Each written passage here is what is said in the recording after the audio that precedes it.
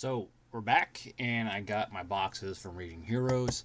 Was quite surprised to see how small they were. I was kind of expecting a bigger box. The box in general actually quite nice. It reminds you of V miniatures a little bit. V miniatures.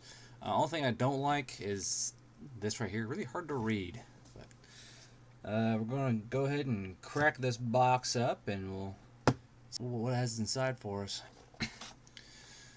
So when you open it, you have a little card sitting here. The card's kind of a thank you for your purchase kind of thing, in English and French, I'm assuming.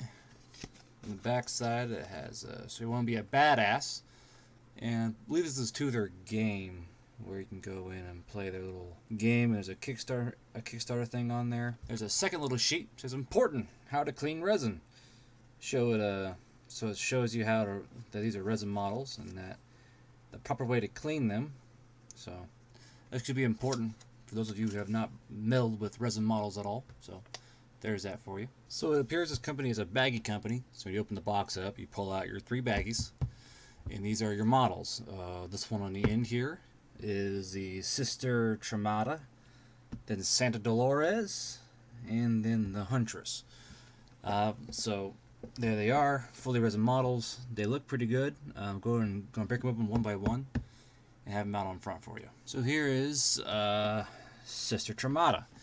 As you can see, they're not kidding about the fine detail on their resin, and they are kind of slimy to not want to say either they're smooth or slimy to the touch. I'm not really sure. A little greasy, but I'm pretty sure that's why you got to wash these particular resin models. When it comes to detail, though, I mean, these are fantastically solid models. I'm gonna do a small spin here on Miss Trinata. This cape and the foot wraps, the leg wraps are going to be an absolute blast to paint if you're like painting cloth folds and all that. It's thankfully not as lewd as I thought it'd be. I saw the rest of the models and like, I don't know about that, but it's pretty solid, and it's a really beautifully done. Actually, a really beautifully modeled and sculpted model. And I love that hood, that big nun hood. That's pretty cool. Okay, and that's the body. As you can see, there's quite a little bit of flash on there, but it comes right off, as you can see right there. It's really thin, it plucks right off. So a little bit of scraping will take care of that. I believe that's the banner that goes on her back. I love the look of that, the 2 bells and the skull. So you got some kind of meat cleaver, some kind of hand scythe, and then looks like a pair of scissors. All right there. So a pretty nasty looking nun to meet on the battlefield, I'll tell you that much. And this thing right here goes into the back of her shoulders there, kind of like a samurai style banner. Here's Miss Complicated, the Santa Dolores. As you can see, her accessory sprue has a lot more going on than the other ones. These knives all go into little slots here, so her body is quite literally covered in stab wounds and daggers. One leg is separate, and both of her hands are separate. And then she has her little crest thing right here, and then what looks like some more cloth on the end there. That probably goes where it tells you it goes. Pretty sure it won't be too hard to figure out. As you see, a lot of resin flash on these, but it pops right off, so there's no real big problem there. There's that singular leg with the daggers in that one, the halo or head crest, whatever you want to call it, and the extra little bit of cloth on the end. So after a bit of washing and cleaning and putting them together, here's what we have. All 3 of the models of Raging Heroes, going from the Sister Tremata to Santa Dolores to the Huntress. I will say though, I honestly didn't think these were resin because they feel like plastic. Like, they are so smooth. I've never actually handled resin yet that was this kind of smooth. Like, it's smooth like plastic.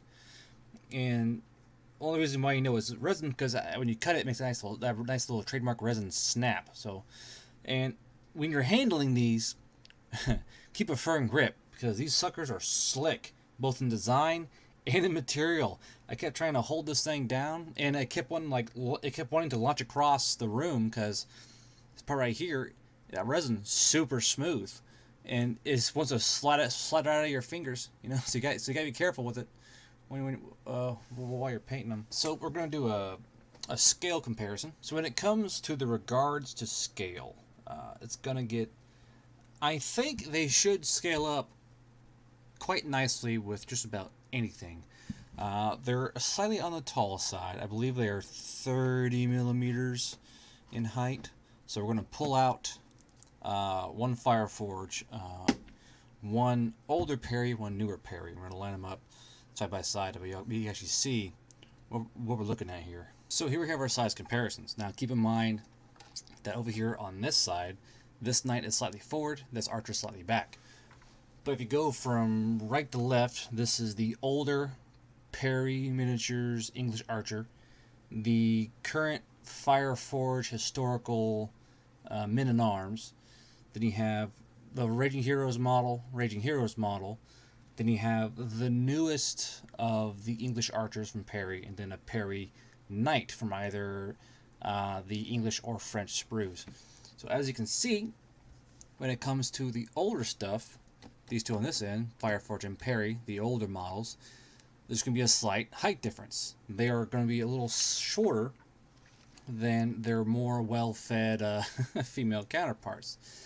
This is mostly just due to a modeling thing, I'm pretty sure, at Perry. Then again, one's kind of crouched down. I'm not really sure why the older Perry models for the English are a lot shorter than the current. And then for a little more contrast, I threw in the light horsemen in the background. So you can see they're going to be slightly taller than some, not all, but some of the ranges. If you all will also notice, all these bases are the same thickness as well. I made sure to get the ones that are all the same thickness. Now, the one in the back here, she's going to be tall regardless, because even when she's not on top of an old ruined wall piece, she's still pretty tall. So it's really hard to keep that in comparison to really anything, because she's going to be a tall lass no matter where you put her. When it comes to these two, though, I think these two are going to be kind of the standard for what a lot of the models' height going to be, because these two are around the same height. This one's got a leg up, min and over, but I'm pretty sure that these two are going to be the same height, and thus you can use these to kind of ballpark how high the other models are going to be. So if you have an army mostly of the slightly shorter historicals, it may look slightly out of place, but then again, you're probably going to use these for heroes, so you may want them to look a little bit out of place, so you can easily find them and know who's the hero, who's not. However, when you go into the more recent historicals from Perry, whether it's the English Archers or the Foot Knights or the light cap in the background there as well, they're going to look more in line with their height. As well, they're going to look more uniform with their details. These Perrys are a lot more detailed than the older Perrys and the older Fireforge. And due to this, they're not gonna look too out of place and too flashy in comparison to these guys over here. Overall, these things are absolutely fantastic models. It's kind of a treat working with resin that's not like resin.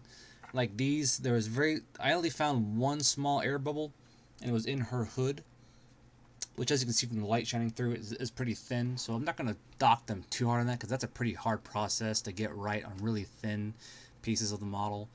The only thing I didn't like was the flash was everywhere. That was a lot of flash wherever you looked. It was kind of a pain in the butt to root it all out. However, when it comes to imagination and design, they are absolutely phenomenal in quality. I think my favorite one is actually the tall girl in the back. I mean, I know y'all can see the sprue line still on those daggers. I'm honestly afraid to go in there and clean them off, but just the detail on this model is so fun to look at. And as you move it around, just more and more detail pops out. So I gotta go in and clean some stuff up, but overall, it's gonna be an awesome centerpiece in the middle of an army.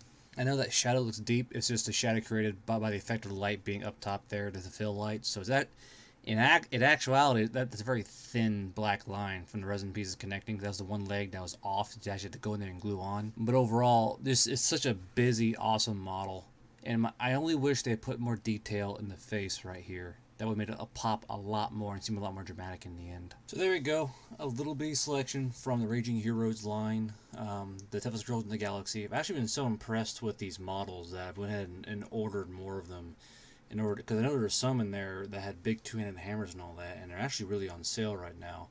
So I went in and ordered a full pack of those to see and test them out and see what the other poses are like and some of the other weapon loadouts. So those should be in here in about a week or so. Actually, they're pretty fast shipping coming from France, actually beating out the French and Czech guys shipping pretty handily. So when those come in here next week and a half, I'll be sure to have them up here on YouTube reviewed and out there for y'all to know and see. Until that time, I'll see you then.